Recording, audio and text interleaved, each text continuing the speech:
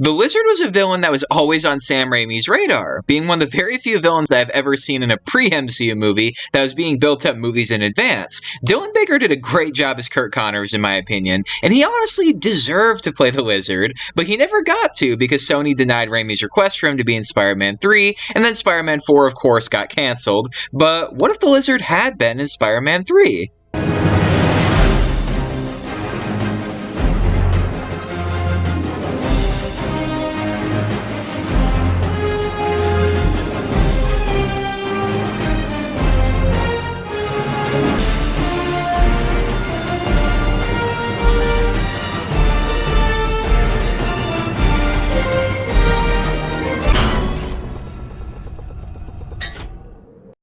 So we see that Peter has got everything figured out after his trials and tribulations in the last movie. He's doing much better in school, and as he did, he meets Gwen Stacy. Now, after class one day, we see Peter stay behind and talk to Dr. Connors about one of their upcoming assignments, and Peter notices that Connors has been tinkering with a little project on the side. He explains that he intends to use cross-species genetics in order to try and help humans regrow their limbs. Now, Peter, of course, takes a little glance at Connors' missing arm, and Connors notices that, and he suddenly turns away from Peter to begin packing up for the night. So we then follow Connors home, and we see him greeted by his loving wife and his 5-year-old son. And now he's seemingly having a very good life. Everything is perfect until we see him glance over at another family, and he sees a father picking up his daughter in both of his arms. And we see a twinge of jealousy from Connors, who's never been able to do that with his own son. His arms have been gone since before his son was born. Now we see the camera pan to a bunch of photos of him in a military uniform, and we see that he was once a veteran. Now we, the audience, can piece together now exactly how he probably lost his arm.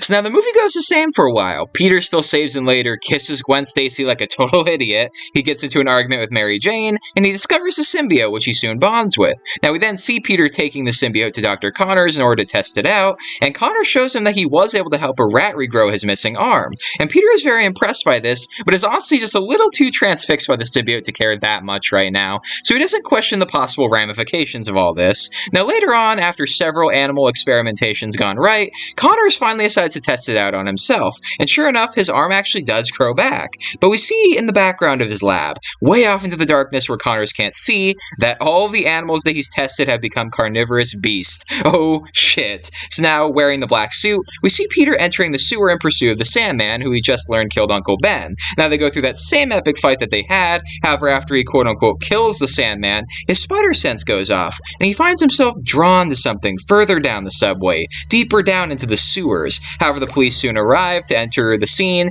and the Spider-Man's forced to flee. Now we then see a lone cop investigating when he too hears a noise faintly echoing in the sewer. And we get some true Sam Raimi horror as we then see the cops one by one being absolutely massacred by a giant lizard creature. Which honestly, I think that this movie was sorely lacking some of that Sam Raimi horror that made Spider-Man 2's hospital scene so good.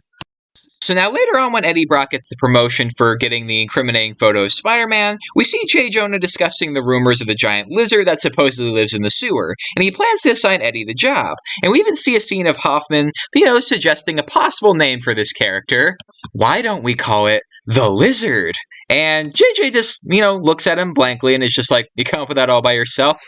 But in the end, he fires Eddie Brock, of course, for forging the photo of Spider-Man robbing a bank, and he assigns the job to Peter instead. Now, when Peter goes into the sewer, we see him building a giant nest of webs to use as a sort of tripwire, like in The Amazing Spider-Man 1. And we get the first fight between Spider-Man and the Lizard, which ends with Lizard actually holding his own against this cockier Peter, who's not really, focusing on the actual matter at hand. Now, Peter does still get away with his picture and escapes with just scratches for his troubles. Now, we actually don't see the Lizard again for a while, as we see the stuff instead involving Peter, Gwen, and Mary Jane at the nightclub, and then the subsequent church scene where Peter expels the symbiote, and Eddie Brock becomes Venom. Now, in the end, Sandman, Lizard, and Venom team up to try and kill Spider-Man, and we get a very similar final showdown, but this time with even more danger for Peter, because Peter's luck is just so awful in these movies, honestly, and he nearly actually gets killed until Harry shows up to rescue him just like he did. However, we see that the Lizard formula actually starts running out out during this fight, and he slowly turns back into Curt Connors again, which Peter is shocked as hell to see. But then he looks down, and he sees that his arm has grown back, and he just kind of quietly nods in understanding. Now later on, we actually see Connor's arm is beginning to disintegrate, and his mind is actually beginning to return to him. And he decides to make the very, very ballsy decision, a very selfless decision actually, to sacrifice what's left of his arm to save Peter from Venom. So because of this, Harry doesn't sacrifice himself, he doesn't die. Now Venom then knocks Connors unconscious, and Peter manages to defeat and kill Venom with Harry's help. Now we then see Peter actually forgive the Sandman just like he did, before turning to Connors, who's just softly crying a bit, as he sees his right arm is now gone once again. And Peter decides in this moment not to turn Connors in, because he reasons it was his formula that made him what he became. So we see Connors returning home to his family, who filed a missing persons report, and his wife just hugs him with tears in her eyes. He then looks down at his son, before leaning down and embracing him with his one good arm. Or maybe Spider-Man just arrests him, you know, whatever his preference.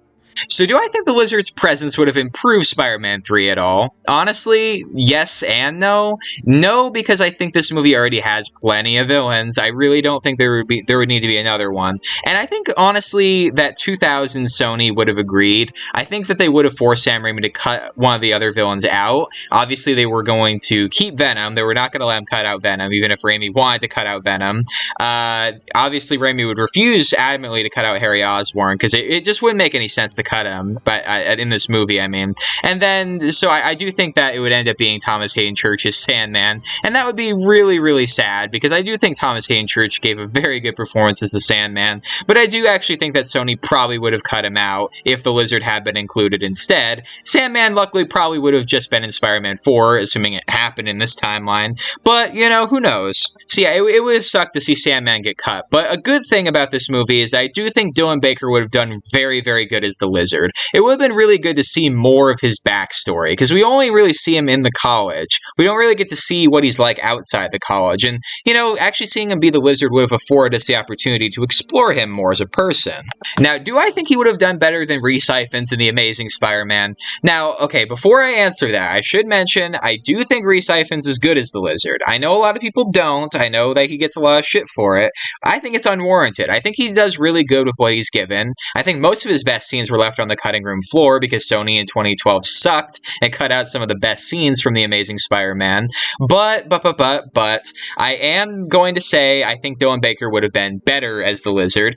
And it's not just because he was built up a movie longer. I just also think that, honestly, he's just a bit more interesting, I'm sorry to say, than Rhys Ifans' version. I'm sorry, I don't know. He stands out more to me than Rhys Ifans' version. Does that make any sense? He just stands out a bit more to me. And yeah, I mean, the fact that he already knew Peter in Spider-Man 2 before this, the fact that he was his college professor, would also make me give more of a shit about him. No offense to Rhys Ifans, but the scenes that would have made me give a shit about his version were mostly cut out. Besides that great scene of him, you know, putting his arm up against the window to see the reflection and pretend his other arm is back. That's a really good scene. But besides that, you know, all the other good scenes in TASM were cut, and I don't think they would have been cut in this version. Like, Sam Raimi probably would have fought for them to be kept in. And even if they weren't, I'm sure they would have been included in Spider-Man 3.1. So at least we have that, right? So overall, I do think that this would have been a double-edged sword. I think Dylan Baker absolutely deserved to play the Lizard. The fact that he never got to is still one of the most unspoken tragedies in superhero movie history, in my opinion. And I do think he would have done a very, very good job, better than Rhys Ifans, but I do think his presence might have resulted in the Sandman being cut, and if it didn't, I think this movie would have just had way, way too much going on in it, and I already think it had too much going on with just 3 villains, so that's really saying something, honestly. So yeah, overall, I do wish absolutely that Dylan Baker got to play the Lizard, but it was probably for the best that his part as the Lizard got cut from Spider-Man 3, because if they were going to force Venom in, which they shouldn't have done, they should have let Raimi do his thing, but if they're going to force, you know, Venom in, then it probably was for the best to hold off the Lizard, and unfortunately, it was out of Raimi's control, really, that Spider-Man 4 got canceled. And, okay, I admit, Sam Raimi left, and that's really the reason it got canceled, but can you really blame him for leaving with all the studio meddling? I honestly don't blame him for Spider-Man 4 being canceled at all. I blame Sony for that, not Raimi, and everybody, in my opinion, should blame Sony, not Raimi.